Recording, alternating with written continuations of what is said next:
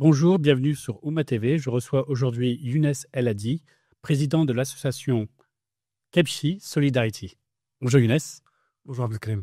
Alors, j'ai parcouru un peu ton profil justement sur les réseaux sociaux et notamment sur LinkedIn.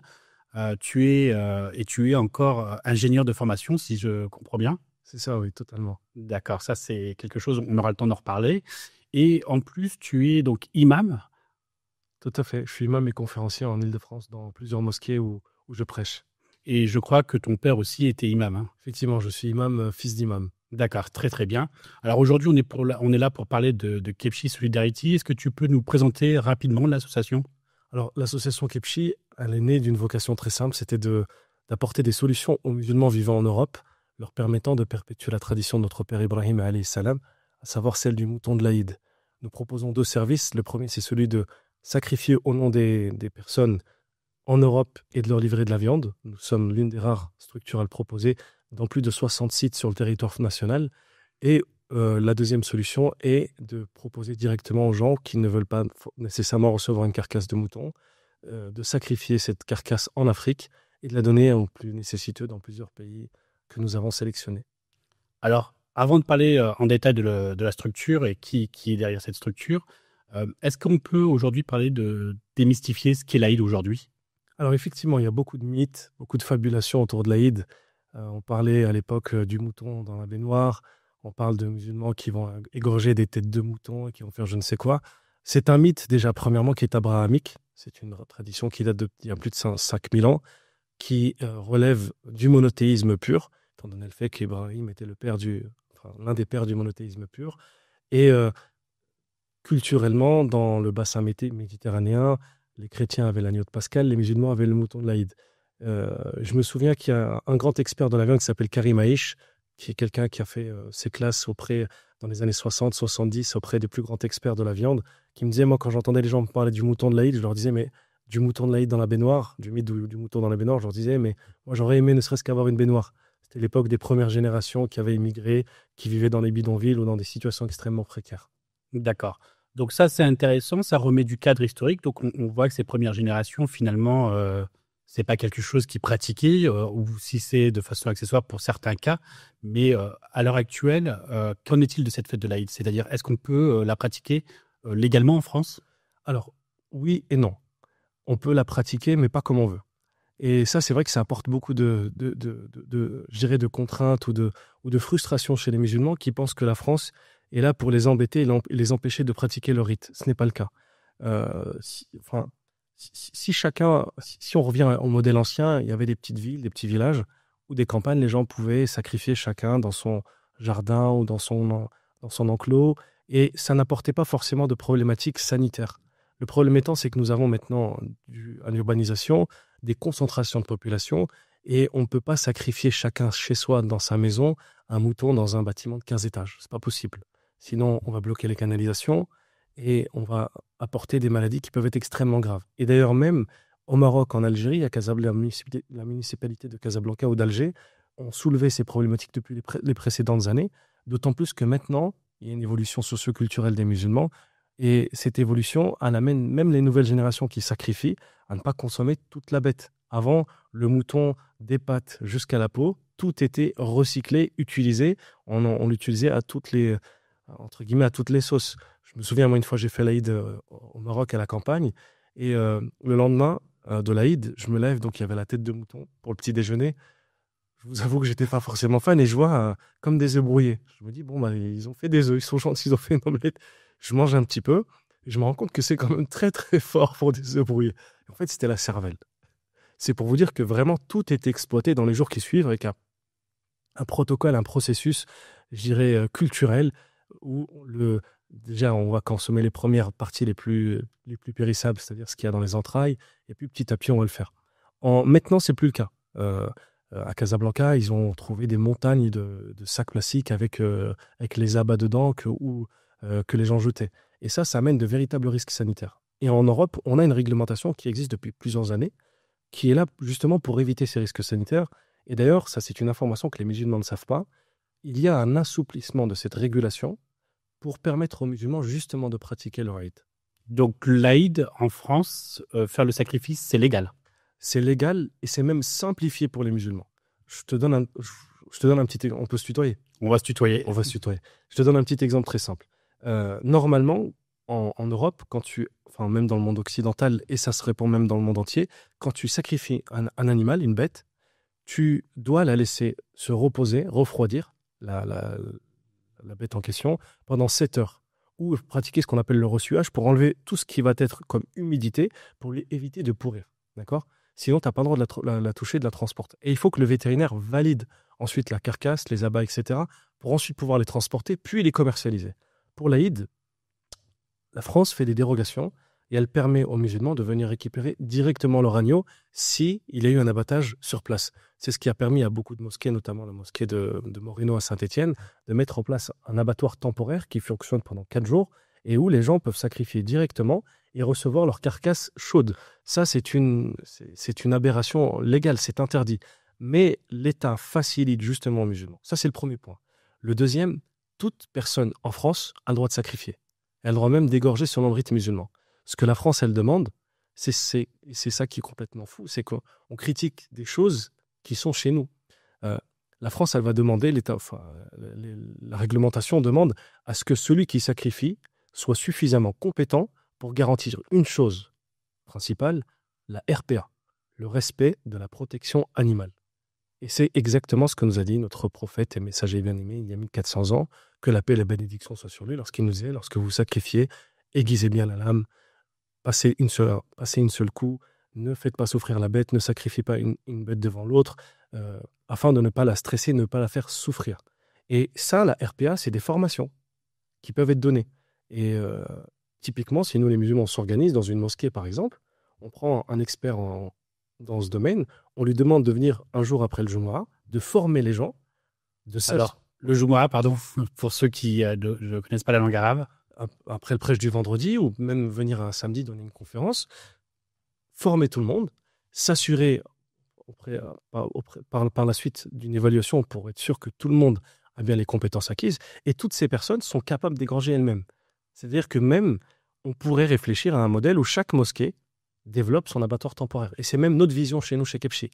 On s'est très vite répandu sur le territoire, on a même dépassé les frontières de la France au travers de nos partenariats, et on a signé beaucoup de collaborations. Notre objectif, c'est d'arriver à cette solution où les musulmans puissent fêter un Eid festif, où on peut ramener sa famille, le sacrifier comme le faisaient nos pères, nos grands-pères, et que cette tradition se perpétue. C'est notre objectif, c'est notre défi, et c'est ce pourquoi nous travaillons. Alors, si je résume, l'État n'empêche pas les musulmans et les musulmanes de pratiquer l'Aïd. Alors, elle les empêche de le faire comme eux le veulent, mais pour leur bien.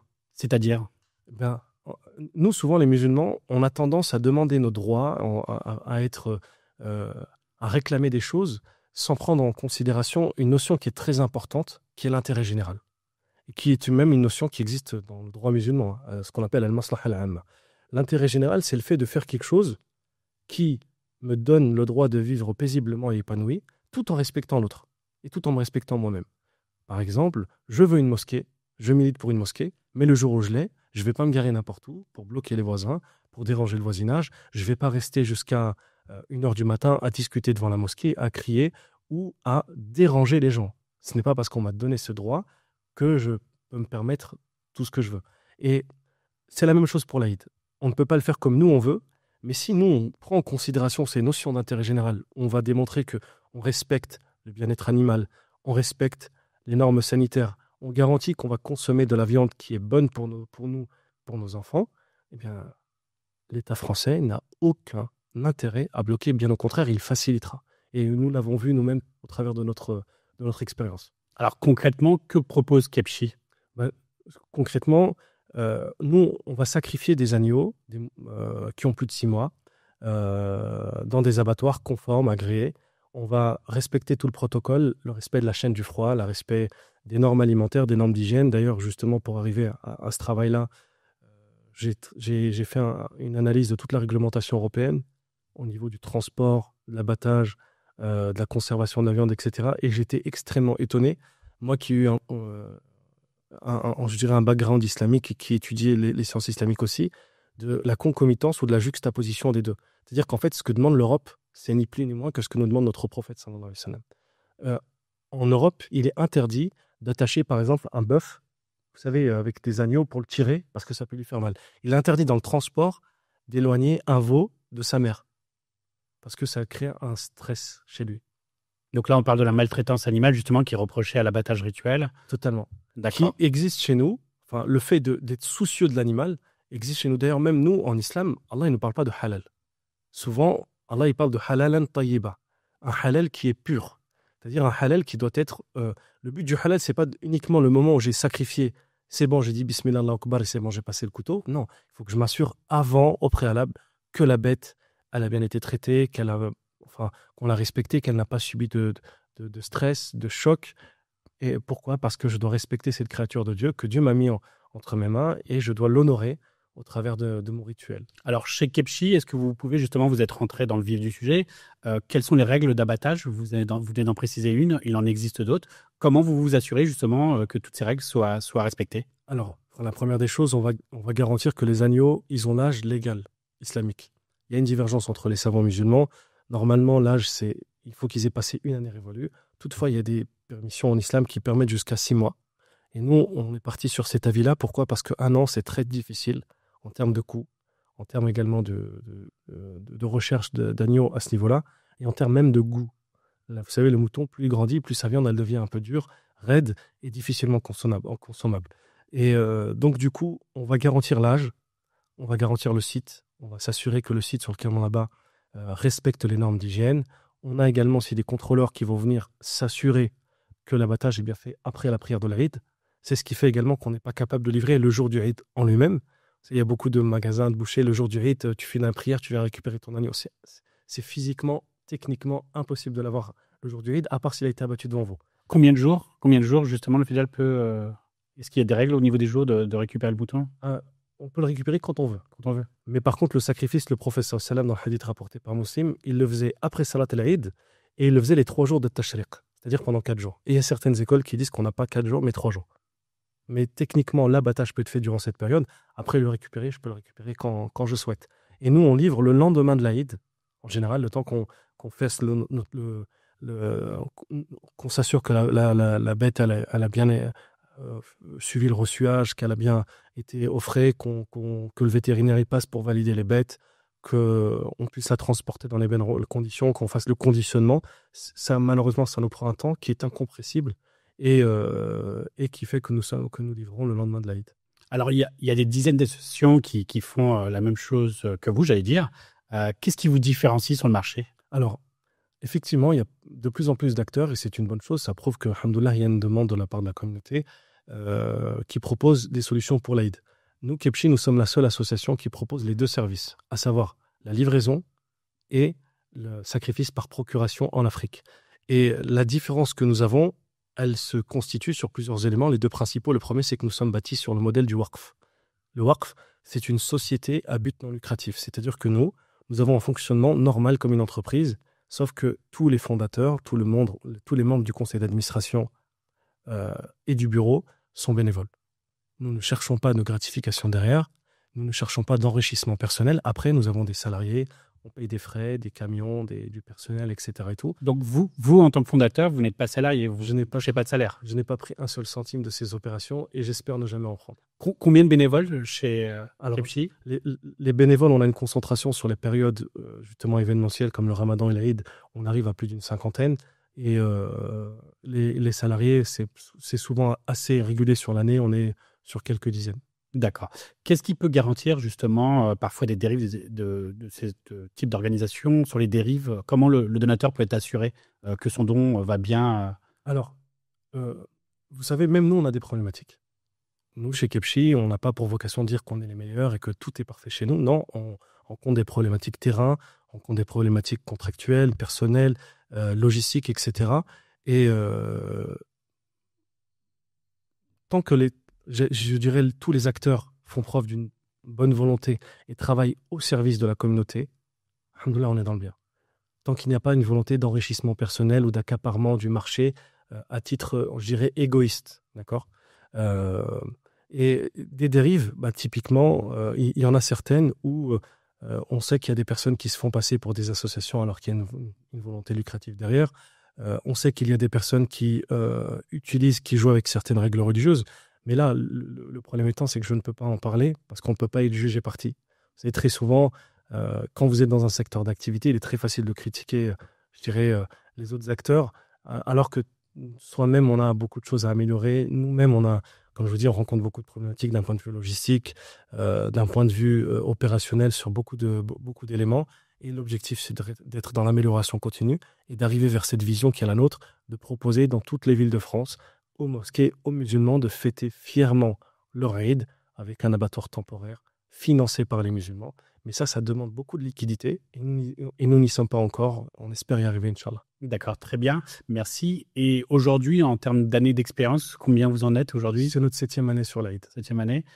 Quelques chiffres pour justement voir le volume que vous traitez. On a fait, je pense, entre 50 et 70 000, je n'ai pas les chiffres exactement, sacrifices entre la France et l'Afrique. Et pour l'Afrique. Quelle année, ça, ce chiffre-là? 70 000, c'est le global. C'est le global, d'accord. C'est le global. Et sur 2024? Sur 2024, on était à peu près à 20 000 familles qui sont passées par nous. On a une croissance. On a une belle croissance chaque année. On est passé de la première année, je crois, on a fait 80 moutons et l'année dernière, on en a fait 20 000. 20 000. Félicitations. Merci beaucoup. Comment les musulmans, justement, parce que vous parlez de bénévoles, comment ils peuvent s'impliquer à vos côtés? Comment ils peuvent vous aider aujourd'hui? Premièrement, c'est ne pas tomber dans le fatalisme. Ce que je disais tout à l'heure, dire ouais, la France, l'État ne veut pas nous aider. Deuxièmement, c'est s'organiser avec sa mosquée. Nous, on a déjà un réseau de plus d'une centaine de mosquées avec lesquelles nous travaillons. Donc peut-être qu'ils peuvent sensibiliser les responsables de leur mosquée à travailler avec Kepchi. Comment ils peuvent également, en prenant à bras-le-corps ces problématiques, en cherchant à se former, à apporter les meilleurs produits, les meilleurs services à ce niveau-là, et à réclamer également aussi à tous les acteurs de la transparence. L'une des choses également aussi, c'est que on est dans un marché assez complexe où il y a des acteurs associatifs et d'autres qui prétendent l'être et d'autres qui ne le sont pas. Et en fait, on se retrouve dans un marché qui commence à être saturé. Je ne sais pas si c'est ton cas, mais moi, j'ai plein de gens qui me disent mais j'ai l'impression qu'il y a une centaine d'acteurs qui proposent le mouton du Eid en France. Et c'est effectivement très complexe pour le consommateur de savoir se positionner. Il voit tout, il voit tous les prix, il voit tous les appels d'offres. Et ça amène même parfois un peu... je dirais le côté négatif du capitalisme qui est de vouloir faire de l'extrême promotion de soi-même en cherchant à surenchérir pour faire de la pub, du ads, des campagnes avec des influenceurs, ce genre de choses. Ça amène des situations qui ne sont pas l'esprit de l'Aïd dans lui-même. L'esprit de l'Aïd, normalement, c'est le partage, c'est le fait de se rappeler du sacrifice de notre père Ibrahim, alayhi salam, du fait qu'il était prêt à tout donner pour Dieu, de se rappeler qu'on doit être nous aussi prêts à tout donner pour Dieu. Et de le vivre en communion avec sa famille, avec ses proches, même avec les non-musulmans. Moi, mon rêve, ce serait que dans les années qui viennent, les mosquées, pour le jour du Eid, ce soit des grands espaces où il y a des ballons gonflables, où il y a un espace où on fait l'abattage, il y a des méchouis, les gens viennent manger, il y a une belle grillade. Pendant le Ramadan, on ouvre les mosquées pour tout le monde, et c'est une très belle chose, et je pense que tous les musulmans le voient. On voit... je dirais, toute typologie de personnes, que ce soit des cadres, des personnes sans papier, des musulmans, des non-musulmans, venir manger, faire des iftars. Et pour l'Aïd, qui est chez nous, les musulmans, le jour le plus important de l'année, d'ailleurs, ça c'est pour la petite, la petite anecdote intéressante, le jour du Eid est tellement grand, le prophète sallam dans le hadith, il a dit, le jour le plus important, c'est Yawm al-Nahr, le jour du sacrifice, auprès d'Allah subhanahu wa ta'ala. Et ce jour est tellement grand auprès d'Allah que c'est un jour qui déborde. Le jour du Eid, il dure 3 jours. Ça relève un peu de la science-fiction. C'est un jour qui dure 3 jours. D'accord.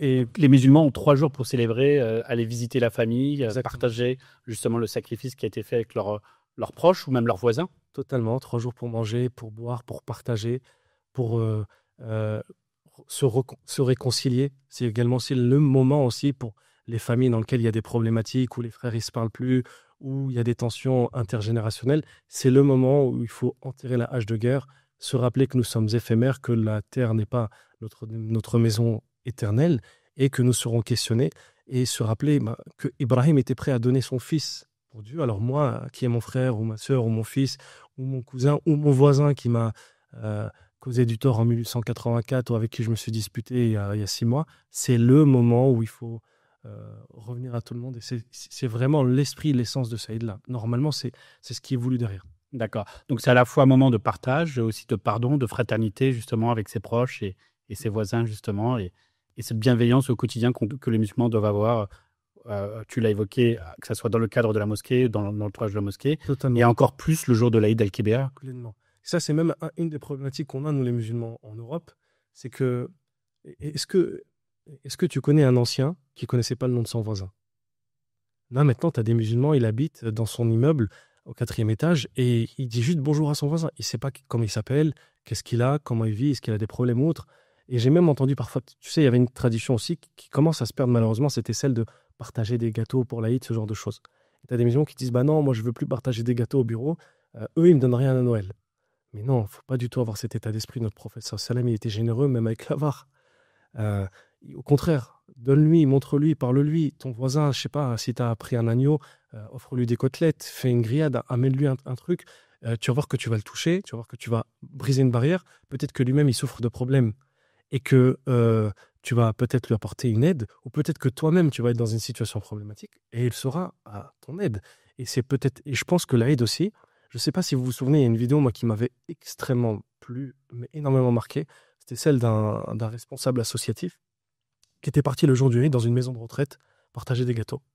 Vous vous souvenez, c'était il y a 2 ans à peu près. Ouais. Même il y a des grands médias qui en avaient parlé. Mais c'est exactement l'esprit du Eid. Enfin, c'est le partage, le fait de faire preuve de bonté, le fait de faire preuve de charité et le fait d'ouverture. C'est ça. Moi, je pense que c'est peut-être même un des moyens de lutter contre cette islamophobie, toutes ces choses-là. Vous savez, c'est comme, j'ai pas envie de citer son nom, mais c'est cet imam qui était là pour détruire l'islam pendant très longtemps. Il a travaillé pendant 10 ans. Il y a eu un humoriste qui est venu, qui a fait une vidéo. Il a détruit son travail de dizaines d'années. Et là, c'est la même chose. Eux, ils vont peut-être mettre des millions d'euros, des centaines de millions pour noircir l'islam, pour nous faire passer pour ce que nous ne sommes pas. Et allez, en 3 jours, on peut tout plier. En 3 jours, on peut leur montrer, regardez, ils disent des choses, mais regardez, dans la réalité, on n'est pas du tout ça. Viens chez moi, marhaba, regarde, tu penses que ma femme, elle est soumise, mais regarde, non, ma femme, elle est libre, elle est indépendante, voilà, mes enfants, ils sont épanouis, ils jouent même avec les tiens, et il n'y a pas de problème. Si tu veux, je peux emmener tes enfants au sport, toutes ces choses. C'est cette ouverture-là dont nous avons besoin. Ça, c'est quelque chose que tu prêches dans les mosquées, justement, cette ouverture vers les autres et ne pas rester, comme certains le disent, où on serait dans une vision de l'entre-soi et qu'on ne veut pas se mélanger, entre guillemets. Totalement, totalement et pleinement, parce que c'est le message de notre prophète bien-aimé, que la paix et la bénédiction soient sur lui, qui, en fait, a eu ce... Ça, c'est ce que moi j'appelle le génie prophétique, parce que quand on analyse sa vie, déjà, l'un des éléments frappants, c'est que même ses ennemis l'appréciaient. Et quand tu analyses aussi les compagnons qui étaient autour de lui, tu as l'impression que c'était tous des gens bien. Or, c'est impossible que tu arrives dans un quartier, dans une ville, où tout le monde est bien, il y a forcément des fous, Et il a réussi, au travers de son comportement positif, à modifier la société autour de lui et faire en sorte que, en fait, il a réussi à gommer les défauts des gens et à sublimer leurs bons côtés, tu vois. Et c'est le but de l'islam. C'est le but de notre travail, faire en sorte que les gens deviennent la meilleure version d'eux-mêmes et faire en sorte aussi que les gens soient euh, un apport pour eux et pour ceux qui sont autour d'eux, quelle que soit leur confession. L'islam, quand il était bien pratiqué et bien compris, c'était les siècles durant lesquels on avait les plus grands médecins, les plus grands chercheurs qui ont fait avancer l'humanité et les civilisations humaines dans toute leur globalité. Parce qu'on avait compris cet islam. Et on n'était pas du tout dans cette notion d'entrisme ou autre. D'ailleurs, même dans le hadith, le prophète sallallahu alayhi wa sallam nous dit, le croyant, lorsqu'il meurt, ce sont toutes les créatures qui sont tristes. Et le non-croyant, enfin, et le pervers, le mauvais, même s'il est musulman, lorsqu'il meurt, ce sont toutes les créatures qui se réjouissent. Parce qu'en fait, quand bien même il faisait preuve d'une pseudo-religiosité ou autre, eh bien, il n'était pas une valeur ajoutée au- enfin, au- à l'écosystème dans lequel il évoluait et il vivait. C'est le but du musulman, c'est la finalité d'un musulman, c'est quel impact positif je vais laisser après moi. Très bien. Alors, vous avez parlé, et tu as parlé, pardon, en introduction, que vous étiez en France, mais aussi à l'étranger. Dans combien de pays vous êtes au niveau international? Alors, on travaille dans plusieurs pays et la grille de sélection des pays varie d'une année à l'autre en fonction des fournisseurs et des prestataires que nous trouvons et du sérieux que nous arrivons à construire avec eux.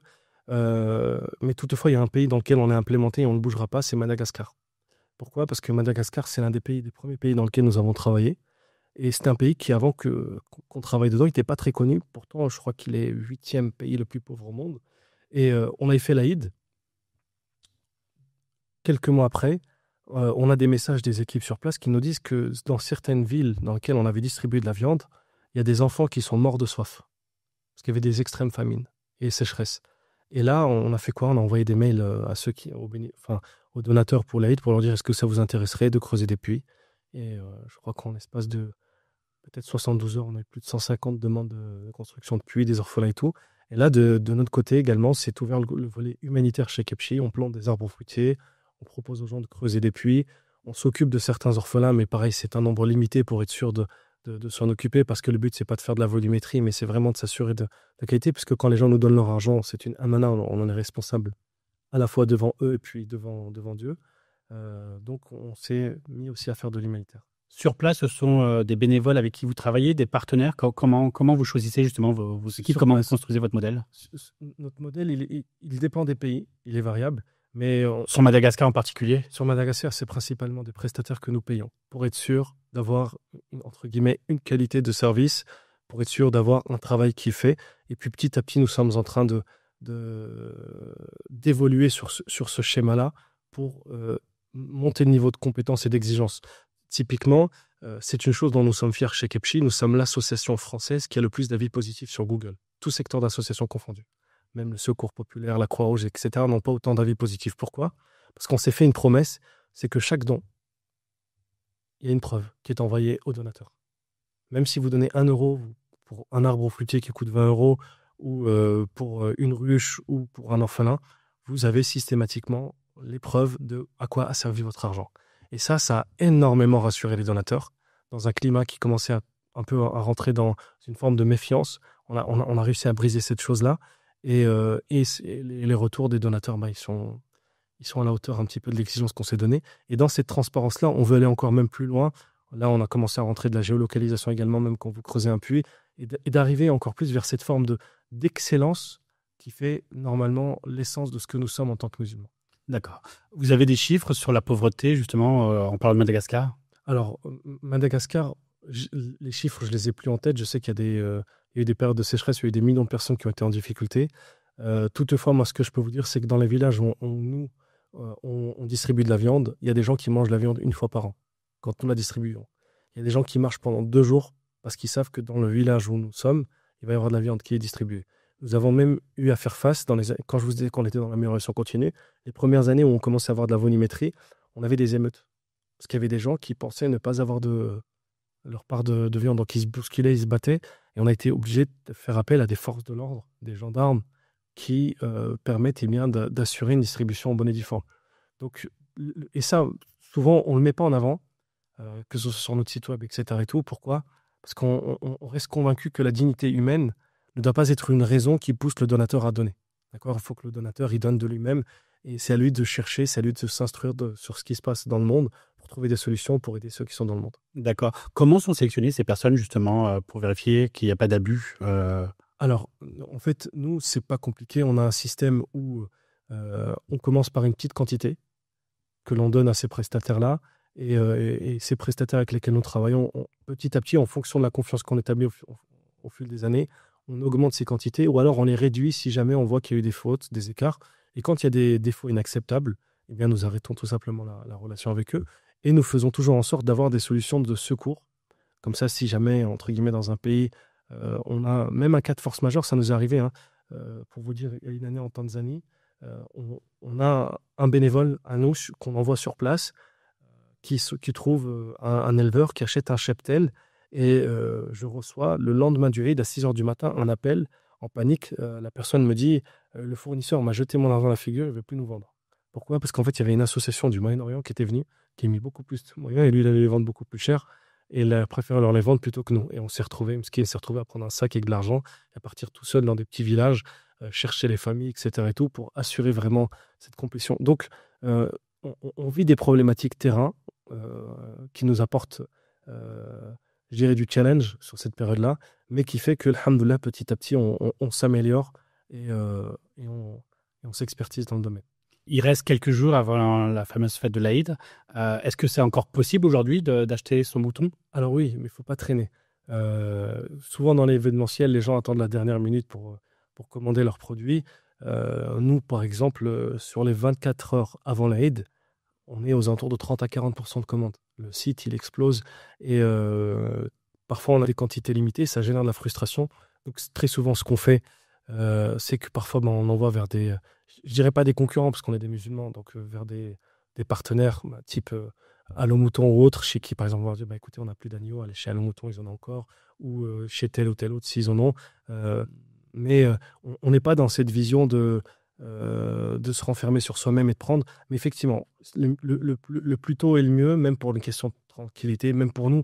Parce que nous, c'est une des singularités qui font que Kepchi est différent, c'est que nous achetons nos bêtes.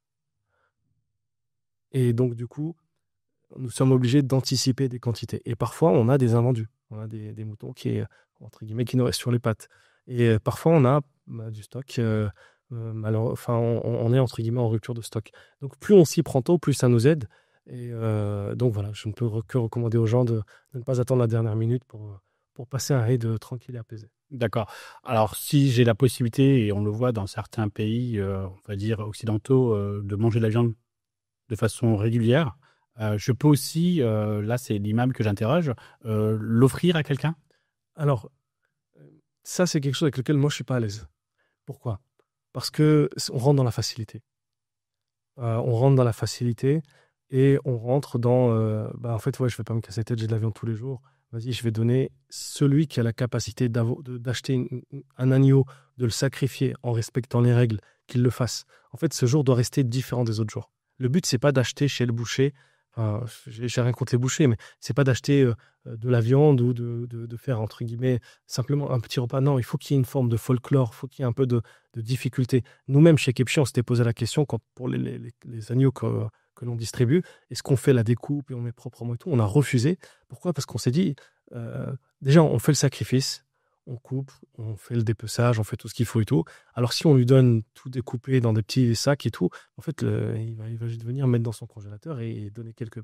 Donc, pour vous, le musulman ou la musulmane ne doit pas s'arrêter. Le fait que c'est pas elle qui sacrifie le mouton, le fait que ça soit fait par des professionnels comme vous, rentre purement dans les règles du sacrifice? C'est permis, mais c'est pas l'idéal.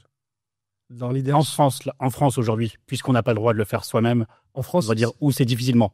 En France, il y a des villes qui permettent déjà d'assister à l'abattage dans des abattoirs, temporaires. Moi, j'invite les gens à y aller. Quand même, dans certaines localités, nous-mêmes, on a des personnes qui nous appellent et qu'on sait que dans cette localité, il y a un abattoir temporaire, que ce soit avec une mosquée ou autre, on l'invite plutôt pour cette solution-là qui est prioritaire. Mais effectivement, si une personne n'est vraiment pas en capacité, oui, religieusement, elle n'a aucun grief à le faire et à le donner. Mais il faut réfléchir sur le long terme. Nous, on a vu nos parents, nos grands-parents sacrifier. Nos enfants ne les ont pas forcément vus. Si nous ne faisons pas cet effort-là, cette tradition risque de petit à petit s'effacer. Et c'est notre but de la perpétuer. D'accord, très bien. Est-ce que vous avez justement des consignes, des choses que vous pouvez donner aux fidèles justement pour l'Aïd? Vous avez parlé justement de parking. Quelles sont les règles qu'on devrait respecter pour l'Aïd? Le Eid, il se prépare la veille, avec le jour de Arafat, qui est un jour duquel le prophète sallam nous a dit qu'il est le jour dans lequel Allah sauve le plus de gens de l'enfer. Et Saïd ibn al-Musayyib, un des plus prédécesseurs, était resté en station debout, les mains levées, entre l'Asr et le Maghrib, à implorer Allah subhanahu wa ta'ala. C'est un moment dans lequel il faut faire énormément de dua pour soi, pour sa famille, pour ses proches. C'est un moment qu'il faut jeûner, inciter ses proches à jeûner. Et le jour de Arafat est un jour très important. Et c'est ce qui caractérise notre fête. D'ailleurs, Ibn Kathir, dans le tafsir du verset, il relate une chose qui est très intéressante. Il y a un juif qui est venu voir Omar ibn al-Khattab, le commandeur des croyants. Il lui dit, Amir al-Mu'minin, au commandeur des croyants, vous avez dans votre religion un verset qui, si nous on l'avait, on en aurait fait un jour de fête. Et Omar ibn al-Khattab lui dit, mais c'est quoi ce verset? C'est le verset dans lequel Allah dit, Al-yawma akmaltu lakum dinakum, wa atmamtu alaykum ni'mati, wa raditu lakum al-islam adina. Aujourd'hui, j'ai parachevé votre religion, je vous ai comblé de ma grâce, et j'ai fait de l'islam votre voie. Ce verset, il fait frissonner. Parce qu'en fait, Allah, il dit qu'il nous a couverts de ses grâces. Et deuxième chose, il nous dit qu'il nous a tout donné. Alors que eux, les Juifs, justement, ils attendent encore le Messie. Pour eux, la révélation n'est pas encore terminée. Et ils sont encore dans cette attente. Mais Allah, il nous dit, non, je vous ai tout donné. Il a dit, nous, on espère tellement être dans votre place que si on avait ce verset, on aurait fait de ce jour-là un jour de Eid. Et Omar ibn Khattab, il dit, Wallahi, je sais où était le prophète sallallahu alayhi wa sallam, ce qu'il faisait et quel jour c'était. Il a dit, c'était un jour de vendredi, le jour de Arafat après l'Asr. Et après l'Asr, le jour de Arafat, le prophète sallallahu alayhi wa sallam était à Arafat, c'était pendant Hajj al-Wada'. Allah Azza wa Jal, il descend au premier ciel et il pardonne à tout le monde. Donc c'est comme si ce moment, c'est une communion où Allah il vient se rappeler de ses serviteurs et il vient leur rappeler qu'il leur a donné énormément de grâce. C'est là où on doit se rappeler du verset dans lequel Allah il nous dit « Atakum min kulli ma sa'altumuh » et Allah vous a donné tout ce que vous souhaitez. Que chacun d'entre nous se questionne. Comment il s'imaginait il y a 5 ou 10 ans? Et très souvent, on est dans une situation plus confortable que ce qu'on souhaitait pour nous-mêmes. Et ceci, c'est une bénédiction, une grâce d'Allah subhanahu wa ta'ala sur nous. Donc, il se prépare déjà par remercier Dieu, le reconnaître, le jour de Arafat, jeûner, beaucoup invoquer, savoir que Dieu peut me sauver de l'enfer. Et le lendemain, eh bien, se lever avec sa famille, en fait. Le prophète sallallahu alayhi wa sallam a demandé à tout le monde de venir prier la salat al-Eid. Même les femmes qui ne sont pas en état de prier, elles doivent venir, les petits, les grands, on amène tout le monde avec la joie, la bonne humeur. On remercie Allah, on le loue à voix haute si possible. Et après, on va passer les salutations à la famille, à tout le monde, aux voisins. On prend des gâteaux, même s'il faut acheter un plateau.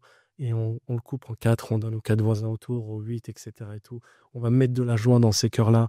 Ils vont mettre de la joie dans le nôtre. Moi, je l'ai fait. Je viens d'habiter, je viens de déménager il y a quelques mois. Et j'ai passé mon premier Eid dans mon nouveau domicile. Et le Eid du Ramadan, j'ai fait cet exercice, j'ai donné des gâteaux aux gens. Et j'ai vu le sourire, j'ai vu la joie. Et je les ai vus me souhaiter bon Aïd. Et ça met de la chaleur, ça enlève toutes ces choses négatives. Et donc voilà comment le préparer, les petites recommandations que je pourrais donner à mon humble niveau. Merci. Donc, si je retiens les règles, civilité autour de la mosquée et pendant la fête de l'Aïd, partage, don de soi justement avec des musulmans et des non-musulmans, surtout en ces temps difficiles. Pour vous trouver justement, comme vous l'avez dit, qu'il ne reste plus beaucoup de temps, est-ce qu'il y a une adresse où on peut vous solliciter? Kebchi.fr, Kebchi, Kebchi.fr, et ça se fait en quelques clics. Écoutez, je vous remercie de nous avoir écoutés et je vous souhaite, au nom de toute l'équipe de Oumma, une bonne fête de l'Aïd. Et je vous souhaite aussi de retrouver l'interview en intégralité sur oumma.com.